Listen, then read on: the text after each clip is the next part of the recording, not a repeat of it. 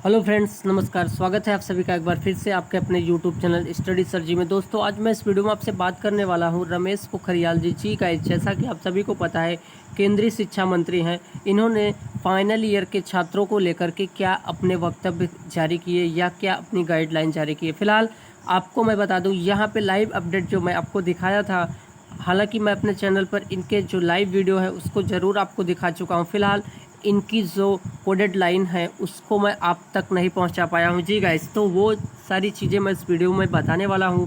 आप ज़रूर मेरे इस वीडियो को लास्ट तक देखिए, क्योंकि ये फाइनल ईयर के सभी परीक्षाओं को या सभी छात्रों को लेकर के काफ़ी इंपॉर्टेंट होने वाला है। तो यहाँ पे आप देख पा रहे होंगे, यूनिवर्सिटी एग्ज़ाम से रिलेटेड जो है न्यूज़ गाइस आपको बता दें। गाइस, यहाँ से आप देख पा रहे होंगे, एचआरडी मंत्री जी गाइस, एचआरडी मंत्री निशंक ने फाइनल ईयर की परीक्षाएं और यूजीसी गाइडलाइन को लेकर कही ये बड़ी बात।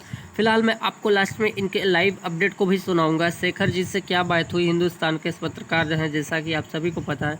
रमेश पोखरियाल केंद्रीय, यहाँ पे आपको पता है, केंद्रीय संसाधन विकास मंत्री। गाइस, यहाँ पे आप देख पा रहे होंगे 17 जुलाई 9/4 की ये न्यूज़ अभी अभी निकल के आ रही है। फिलहाल ऐसे में देखना है कि क्या इस पर इनको या क्या इन्होंने फाइनल ईयर के छात्रों को लेकर के गाइडलाइन जारी किया। तो कोरोना वायरस के संक्रमण के बीच विश्वविद्यालय परीक्षाओं को लेकर चल रही कसमकस के बीच जी गाइस, केंद्रीय एचआरडी मंत्री डॉक्टर रमेश पोखरियाल निशंक हिंदुस्तान के कार्यक्रम जीतेगा हिंदुस्तान में दिए एक्सक्लूसिव इंटरव्यू में फाइनल ईयर की परीक्षाओं को लेकर उनका मकसद छात्रों की पर कोरोना का ठप्पा लगाने को बचाना, यह उनके भविष्य का सवाल है। इस पर उन्होंने काफ़ी चर्चा की कि छात्रों को लेकर के उनके मार्कशीट या उनके डिग्री पर ऐसा न हो कि कोरोना का ठप्पा लगे। फिलहाल हिंदुस्तान की ओर से पूछने पर कि कुछ राज्य फाइनल ईयर की परीक्षाओं का विरोध कर रहे हैं, इस पर उनका क्या वक्तव्य आया, तो इस पर उनकी क्या राय है। इस पर निशंक जी ने कहा कि फाइनल ईयर की परीक्षाओं को लेकर यूजीसी ने एक टास्क फोर्स गठित किया था, जिसमें कई शिक्षाविद और एक्सपर्ट को रखा गया था। इसी टास्क फोर्स के दिशा निर्देश पर यूजीसी ने गाइडलाइन जारी की थी कि यहाँ तक कि लोगों से आग्रह पर यूजीसी ने रिवाइज्ड गाइडलाइन जारी की। निशंक ने कहा कि यूजीसी इस फैसले पर पूरे देश के 90% विश्वविद्यालय के कुलपतियों के सहमति जताई। आपको बता दें, इसमें जो भी कुलपति शामिल हुए थे वो पूरी तरीके से जो है सेंट्रल यूनिवर्सिटी के सब कुलपति थे। और आपको बता दें, सेंट्रल यूनिवर्सिटी इस समय पूरी तरीके से बीजेपी के हाथ में है, सेंट्रल के हाथ में है। और वहाँ से बात बन गई इनकी सेंट्रल को लेकर के जी गाइस, सेंट्रल को लेकर के इनकी बात बन गई। फिलहाल इनकी बातों को मैं लास्ट में आपको सुनाऊंगा, इन्होंने क्या कहा, आइए देखते हैं। इन्होंने कुछ बातें जो कही हैं उसको सुनाते हैं। फिलहाल इनकी जो मैं लास्ट में बताऊँगा कि इन्होंने इस वीडियो में क्या कहा। तो गाइस, यहाँ से आप देख पा रहे होंगे, नीचे मैं लेके चलता हूँ आपको। उन्होंने कहा कि ऐसा कोई पेरेंट्स संस्थान जी गाइस, ऐसा कोई पेरेंट्स और संस्थान नहीं चाहेगा कि छात्रों को बिना परीक्षा ही पास कर दिया जाए। यह छात्रों के भविष्य के लिए ज़रूरी है। यदि छात्रों को आज फाइनल ईयर में भी बिना परीक्षाओं के पास किया जाता है, तो कहीं भी वह जब भविष्य में नौकरी के लिए जाएगा तो लोग उसकी मार्कशीट देखकर कह सकते हैं कि ये कोरोना काल वाले हैं, बिना परीक्षा पास होने वाले हैं। इसीलिए वह नहीं चाहते कि किसी भी छात्र के भविष्य को लेकर के ऐसा ठप्पा लगे।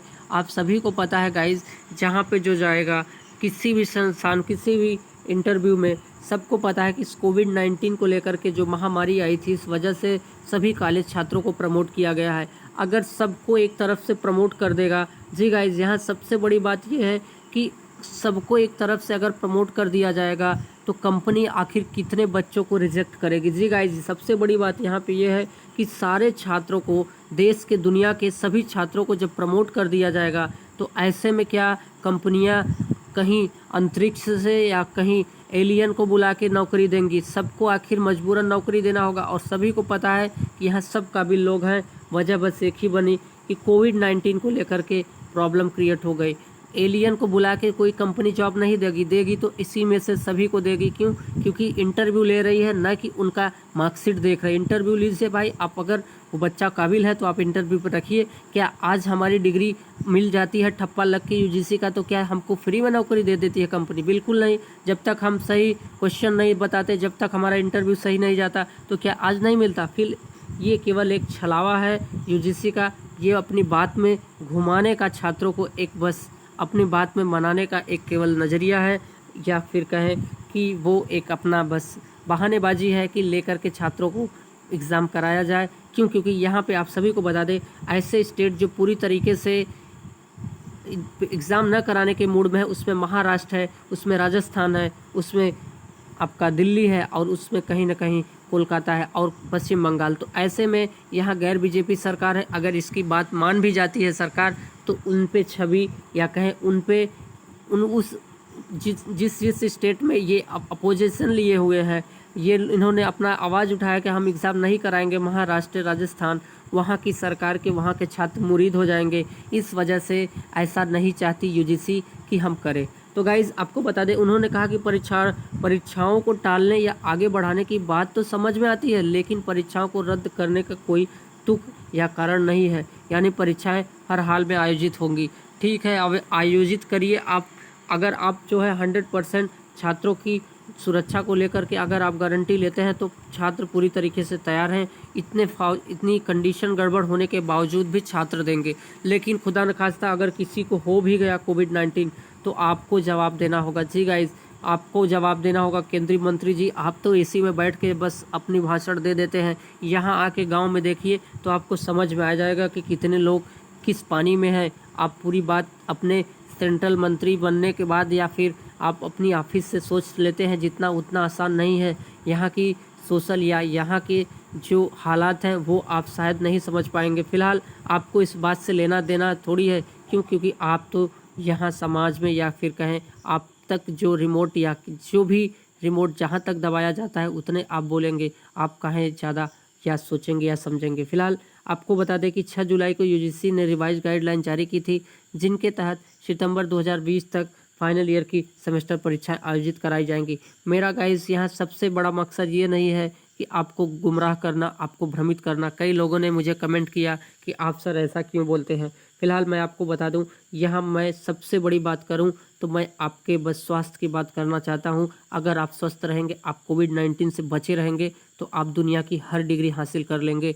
लेकिन अगर कोविड-19 के शिकार बन गए और खुदा न खास्ता आपको जान से हाथ धोना पड़ जाए, तो आप शायद है कि ज़िंदगी में कभी नहीं, जी गाइस, ज़िंदगी आपकी रही नहीं जाएगी, तो कभी नहीं कि कोई बात ही नहीं बनेगी, तो आप कभी नहीं अपनी, और आपके साथ साथ आपके माँ बाप सब परेशान हो जाएंगे। इस वजह से मैं इस आवाज़ को ज़्यादा उठाता हूँ कि यूजीसी आखिर इस बात को क्यों नहीं समझ रही है। जब बच्चे ही नहीं रहेंगे तो डिग्री क्या उनकी देश चलाएगी। टर्मिनल सेमेस्टर को लेकर के उन्होंने क्या योजनाएं बनाई, यहाँ पे आपको बता दें कुछ यूजीसी रिवाइज गाइडलाइन की खास बातें हैं जो मैं बताना चाहता हूँ। फिलहाल उन्होंने इस बात को वीडियो में नहीं बताया था, और मैं इसीलिए वीडियो लेके आया हूँ। टर्मिनल सेमेस्टर फाइनल ईयर की परीक्षाएं सितंबर 2020 तक आयोजित कराई जाएंगी। यह परीक्षा संस्थान अपनी सुविधा के अनुसार ऑनलाइन ऑफलाइन मोड में करा सकते हैं। फाइनल ईयर सेमेस्टर के छात्रों का मूल्यांकन ऑफलाइन ऑनलाइन परीक्षा के आधार पर किया जाना चाहिए। कोई छात्रा फाइनल ईयर की परीक्षा में भाग नहीं ले पाते तो उन्हें विश्वविद्यालय संबंधित आयोजित कराई जाने वाली विशेष परीक्षा में भाग लेने का मौका मिलेगा। यह स्पेशल परीक्षा जब उचित समझे तब करा सकते हैं, लेकिन यह व्यवस्था सिर्फ एकेडमिक ईयर 2019-20 के लिए ही मान्य होगी। आगे देखना है, अगर ये कंडीशन बिगड़ती चली जाएगी तो ऐसे में क्या यूजीसी अपना फैसला वापस लेगी या फिर कोई नई गाइडलाइन जारी करेगी एग्ज़ाम को लेकर। बाकी परीक्षाएं जैसे बीए प्रथम वर्ष, द्वितीय वर्ष, प्रथम सेमेस्टर, द्वितीय सेमेस्टर के 29 अप्रैल 2020 की यूजीसी की गाइडलाइन की ओर से जारी गाइडलाइन में ही मान्य किए जाएंगे। तो 29 अप्रैल को इनकी गाइडलाइन जारी हुई थी, उसी अकॉर्डिंग आपका पेपर होगा। फिलहाल आपको बता दें कि 6 जुलाई को जारी यूजीसी की रिवाइज गाइडलाइन में ये सारी बातें कहीं, जैसा हमने आपको बताया। तो ये लाइव अपडेट क्या यहाँ पे कुछ बोल रहे हैं, फिलहाल उनको भी सुन लेते हैं। इनकी बातों को सुन लेना शायद है कि इतना ये बोलते जो हैं अच्छा तो लगता है, लेकिन शायद है कि ये अपनी बात नहीं बोलते हैं। नहीं तो शायद है कि अच्छा डिसीजन लेते गाइस। फिलहाल सुनते हैं इन्होंने क्या कहा अपनी बात को अपने इस वीडियो में। शेखर जी से इन्होंने क्या चर्चा की, क्या बातचीत की, तो आइए सुनते हैं गाइस। निर्णय लिया, वो यूजीसी ने निर्णय तात्कालिक नहीं लिया और अचानक नहीं लिया।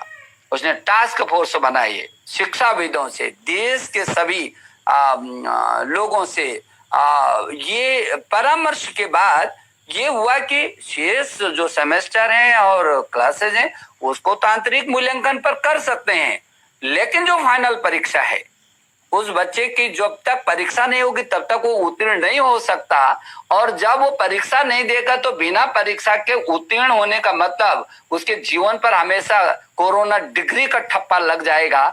इस तरीके से वो अभी तो कुछ महसूस नहीं कर रहा है, लेकिन बाद में जब भी कहीं वो नौकरी के लिए जाएगा, किसी संस्थान में जाएगा, तो वो अलग से चिन्हित तो उसको सबसे पहले कहेंगे कोरोना काल का तो नहीं है जो बिना परीक्षा के। ये उसके जीवन के लिए, उसके भविष्य के लिए ये जरूरी है कि फाइनल परीक्षाएं हो। ऐसा यूजीसी ने ये निर्णय लिया और पूरे देश के अधिकांश बल्कि 90% सभी कुलपतियों ने उसका बहुत स्वागत किया, शिक्षाविदों ने स्वागत किया। स्वाभाविक भी है, कौन आदमी होगा, कौन अभिभावक होगा जो ये कहेगा कि नहीं नहीं कोई डिग्री नहीं है और आप ऐसे ही पास करा दीजिए। ऐसा संभव नहीं है, थोड़ा विलंब तो हो सकता है, समझ में आता है। और इसलिए मुझे लगता है कि राज्य भी इस बात को शायद अभी महसूस करेंगे और मैं आग्रह जरूर करूंगा कि उस बच्चे के भविष्य के लिए सभी लोग एकजुट होकर के, हमारा भविष्य है बच्चा, हम उसके साथ कोई ऐसा ना करें कि उसको ये काल तो चला जाएगा लेकिन इस काल का उस पर हमेशा ठप्पा लग जाएगा। हमें ऐसा कोई काम नहीं करना चाहते। हम और आप दोनों निशद जी कला विषयों से पढ़कर पास हुए। अब इस बार एक बिटिया ने 600 में से 600 नंबर उसको मिले सीबीएसई में। वो मैंने पूछा भाई कौन से सब्जेक्ट थे, तो मालूम पड़ा कि तो कला से पास हुए। तो इस तरह के जो एक अकल्पनीय से नंबर बच्चे जब दिखाएंगे आज से 10 साल बाद किसी इंटरव्यू में, तो आपको लगता है कि एक दूसरा इफेक्ट भी आने वाला है? देखिए, कई बार परिस्थितियां होती हैं और जो हमारा पैटर्न है परीक्षा का उसमें पूरे के पूरे नंबर भी बच्चों के आते हैं। कुछ बच्चे बहुत होशियार भी होते हैं और अच्छे भी होते हैं। और इस समय की जो परिस्थितियां रही हैं, जो पीछे के जो उसके आंतरिक मूल्यांकन के हिसाब से जो नंबर मिले हैं, लेकिन हमारे सीबीएसई बोर्ड में यदि हमारे आप केंद्रीय विद्यालयों को देखेंगे, यदि आप नवोदय विद्यालयों को देखेंगे तो बहुत अच्छा रिजल्ट रहता है उनका।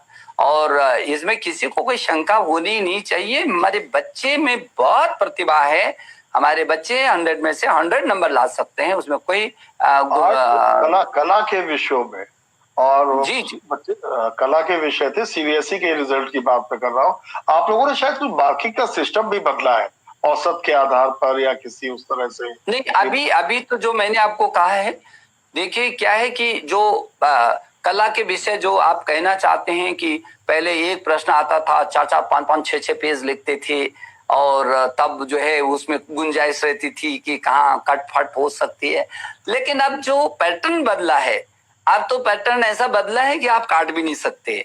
तो इसलिए कला के बच्चे भी लाते हैं, 100% नंबर लाते हैं। और आगे जो नई शिक्षा नीति में किस तरीके से उसको हम लोग ला रहे हैं, कुछ नए मूल्यांकन भी उस दिशा में कर रहे हैं ताकि बच्चे को केवल वही नहीं बल्कि विस्तार में भी वो कैसे जा सकता है, ये हम लोग कोशिश कर रहे हैं। हमारे समय में ऐसा सिस्टम होता तो बड़ा आनंद आता। तब तो हिस्ट्री सुन के ही लोग 40-50 नंबर दे दिया करते थे, इससे ज्यादा देते नहीं थे।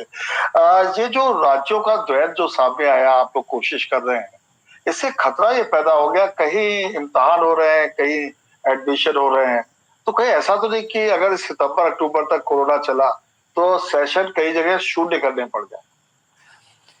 ऐसा भी नहीं है। देखिए, हमारे देश की जो भौगोलिक स्थिति देखेंगे तो आप पूर्वोत्तर राज्यों मणिपुर, मिजोरम, त्रिपुरा, नागालैंड, अरुणाचल, हिमाचल, उत्तराखंड, जम्मू कश्मीर, ये विषम परिस्थिति वाली है।